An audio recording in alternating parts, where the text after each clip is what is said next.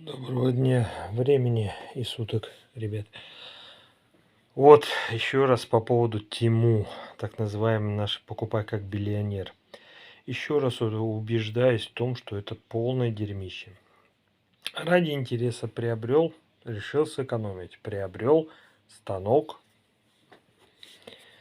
с лезвиями от Тему. Вроде с виду трехлезвию и там с полоской, все такое. Но самый прикол заключается в том, что это говнище, прости господи, оно не бреет вообще. Его хватает буквально на один раз. И все, и можно потом выбрасывать. Поэтому, ребят, еще раз, сами смотрите, конечно, но мой совет вообще, вот это на Тему ничего не покупайте. Это полная лажа.